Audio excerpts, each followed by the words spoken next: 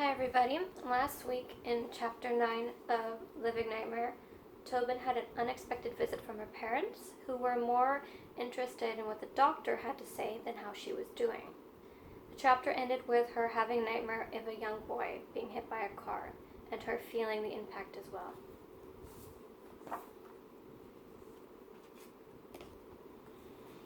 Chapter 10. I am not my own. My name belongs to my parents. Tobin, my mother's maiden name. Blake, my father's. They decided who I was to be before I became the burden. My waking self belongs to psychiatrists, a specimen to dissect with the enthusiasm of an archaeologist uncovering a rare find. As for my slumbering form, that belongs to the nightmares, where death waits with open arms and a ready smile. Tobin. When she awakened, Tobin took inventory of her body. There was mild aching in her arms, a dull drumming in her head, and the muscles and tendons in her legs screeched in protest when she bent her knees. She moaned and rolled off the bed with all the grace of someone in their 90s. She felt clammy, clothes sticking to her skin. Wait, she thought. The boy had peed himself, and now she felt it running down her legs. Tobin closed her eyes and sent up a prayer. She checked the bedding, shoulders sagging in relief when she realized the dampness was nothing more than sweat. Peeing the bed was not something she wanted to deal with. It was early. The nurses wouldn't be shooing patients out of the rooms for at least another half hour. She knew she should use the time to write, but her brain was foggy. The little boy was too present for her to focus. She needed a distraction. She thought of the forest.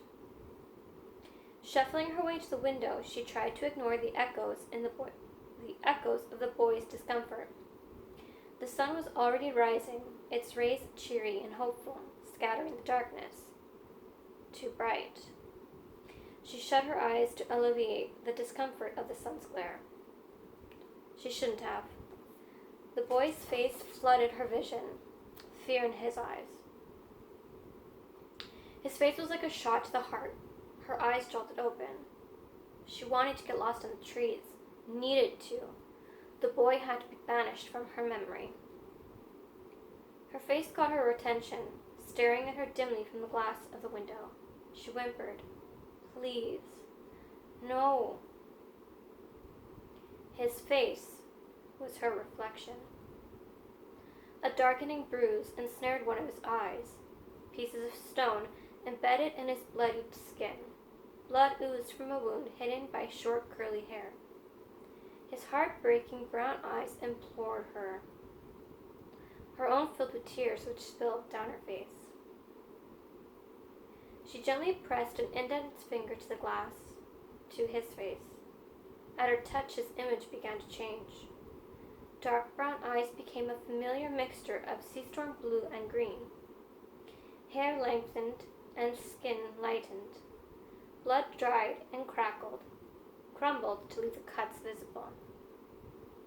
Tobin's face merged and then grew from his, but the wounds and the discolored marks remained. She had had marks before, after a nightmare, but not like this.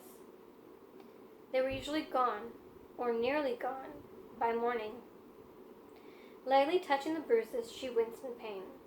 Something was wrong. Her heart spasmed. "Oh, good, you're awake.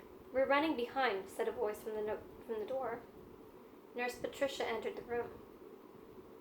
Tobin quickly covered her face with her hair, blocking the wounds from view. "Well, come on. Get to the showers." Nurses Tiffany and Chris brought the others. Tobin laughed in relief. Maybe a shower would get rid of the bruises. She scuttled past the nurse, who was already stripping the sheets off the bed, and managed to make it to the bathroom without being noticed. She checked to make sure nurses Tiffany and Chris were occupied before getting undressed and stepping under the closest shower head. Someone gasped. It was Tiffany. Sweet baby Jesus. Tobin glanced back over her shoulder, startled, forgetting about her face. Chris, a bottled blonde in her mid-40s, covered her mouth with her hands. Holy shit. Tobin stared as the nurses scanned her. The fact that she was naked didn't bother her. She'd gotten over being squeamish about nudity years ago. It was the horror on their faces that made her flinch. They weren't the only ones staring either. Patients were joining in. One girl started crying and looked away. What was the problem? What was wrong with everybody? Tobin crossed her arms and shifted her weight from one foot to the other. Uneasiness settled in the pit of her stomach like a block of concrete. Lacey, with whom she hadn't spoken to since they shared a room, was looking her up and down, eyes wide. What happened to you? Tobin looked down at her legs. Oh, she stammered. The nightmare. Her legs were bruised. Badly. Not the yellow bruises of healing, but ugly, angry masses of blue, purple, bordering on black. They started at her calves and went past her thighs, all the way up to her stomach and sides. She staggered back, hands slapping against the stall wall for support. Her knees buckled. She started to shake. White noise crashed over her. This wasn't good. Why am I? How did? Oh man. Someone said something, maybe her name. She couldn't focus. Her head was spinning. She felt cold. Shivers racked through her and her eyesight fogged. She needed to sit down. Someone snapped their fingers in her face. Tobin blinked. Tiffany was in front of her, concern etched in her eyes. Tobin shivered again. She glanced down.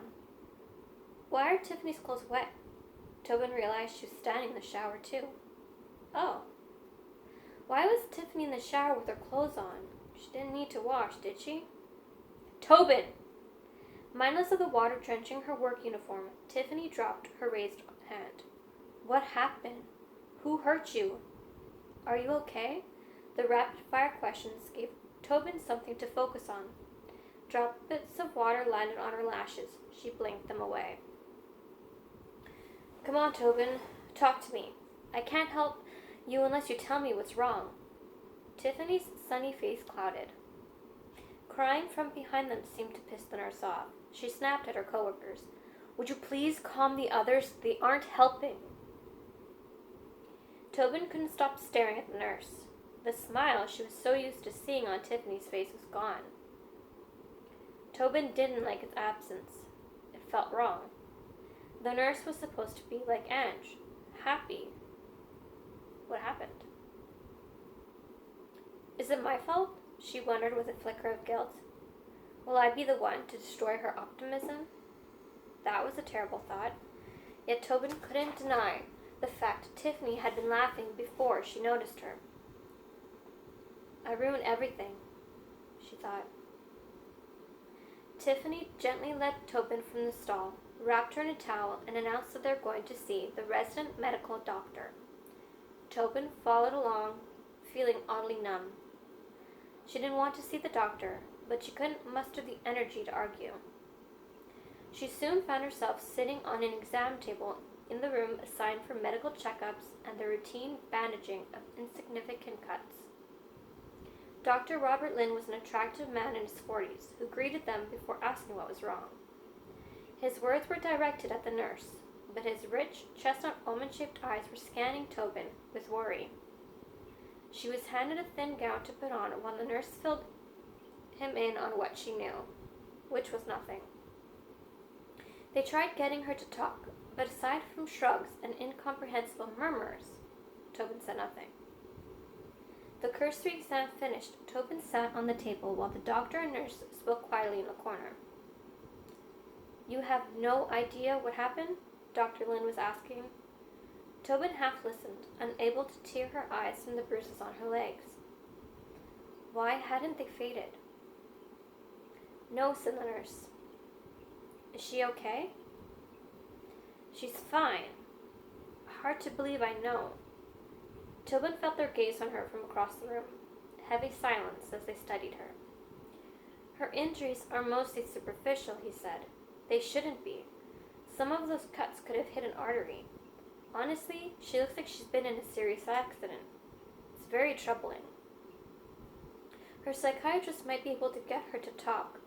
I'll see if he has an opening today, Tiffany offered. If she talks. I'd like to know. Their words swept in and out of her consciousness, like a cool breeze moving through a tunnel. Muffled in sound, but chilling to the touch. She pushed a hand to her middle against the acid devouring her stomach. When they released her, it was under the nurse's supervision. Tobin was escorted back to the shower room where she finished washing. It was kind of nice, she thought.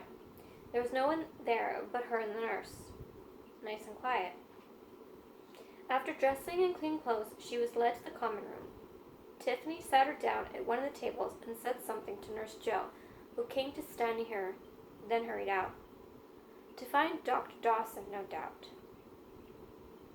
It didn't take long for her to return. I know you're not supposed to see Dr. Dawson today, but he's had a cancellation, and, well, he'd like to see you in his office. Tiffany would never make it as an actress, Tobin thought. She sucks at lying. Her face flushed pink as she stumbled over her lines. Tobin spent 2 hours with Dr. Dawson. For the first 10 minutes, he tried to get her to talk. She said nothing. Then he tried asking her about her nightmare. Smart man. He must have sensed her inability to share the nightmare verbally, because he handed over her dream journal. Write it out, he said. You'll feel better. Make it like a story, if that'll make it easier. It took her an hour. She wanted to get it right. It seemed of great importance to choose the perfect words, craft the right sentences. It wasn't sufficient that he grabbed the mere gist of the nightmare. She wanted it to surround him, to play out like a movie. If she was an artist, she would have sketched the boy's face paled by terror, drawn the burn marks on the road depicting how fast the car had moved, and somehow conveyed the oppressive stench of death. Unfortunately, art was not a skill she had ever mastered, and the right words were nowhere to be found. She was left with choppy, pathetic sentences of a person trying to write in language that wasn't their mother tongue. It doesn't have to be perfect, Dr. Dawson said when she scribbled out an entire paragraph in anger. Write what you remember. Don't overthink or worry about accuracy. It'll probably never feel exactly right. That was for sure. When Tobin handed the journal over, the doctor flipped to the beginning. He didn't know what to expect and wasn't ready for what he found. Slashed across the pages, her words gutted him. His eyes widened as they met hers briefly. He swallowed thickly, Adam's apple bobbing in his throat. He assumed the nightmare would have begun to fade as most dreams did upon awakening, but not Tobin's.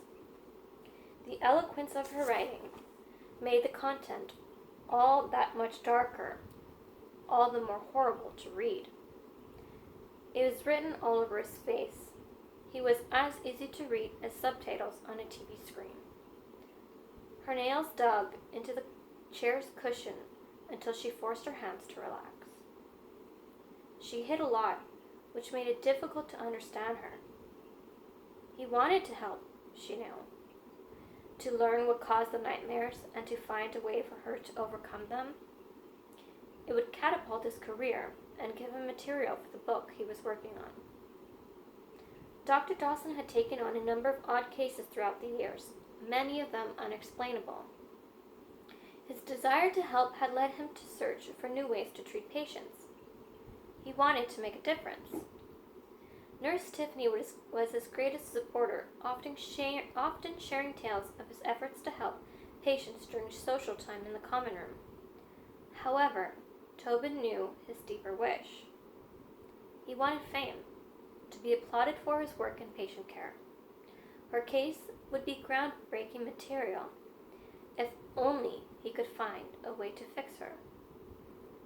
She watched as he flipped through page after page, seeing his frustration turn to resignation and then to shame. Nothing in her journal entries would give him the insight he hoped for. His book would have to take a back seat. Dr. Dawson closed the journal and scanned her face and arms, feeling a tightening in his own. She looked like she'd been used as a piñata, and someone was trying to break her secrets free.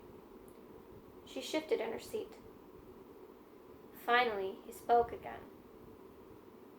"There's nothing you can tell me about the bruises." I woke up. They were there. Her brusque response seemed expected. He nodded. He wouldn't push her, knowing it would only cause her to throw up mental guards.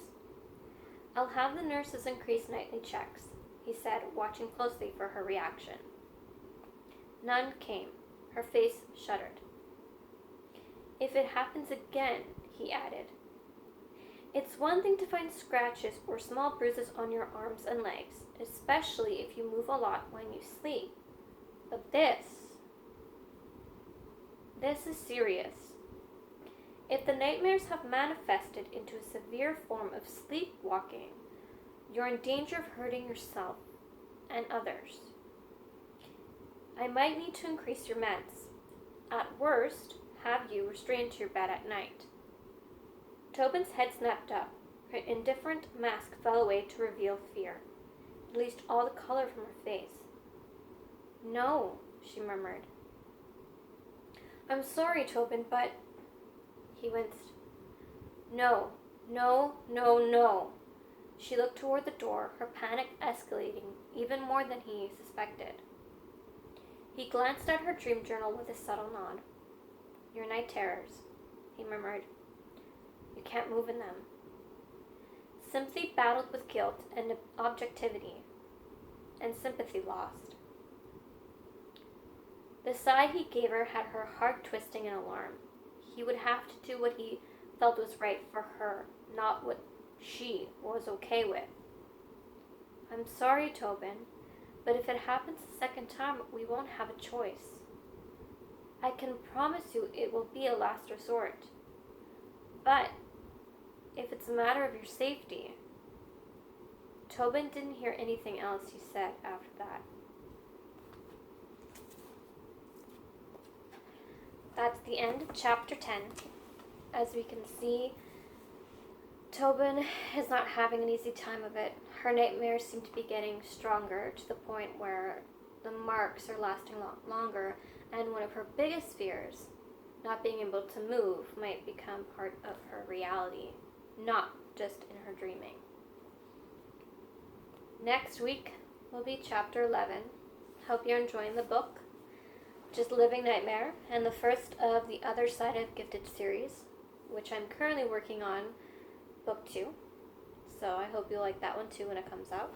Until then, take care and have an amazing week.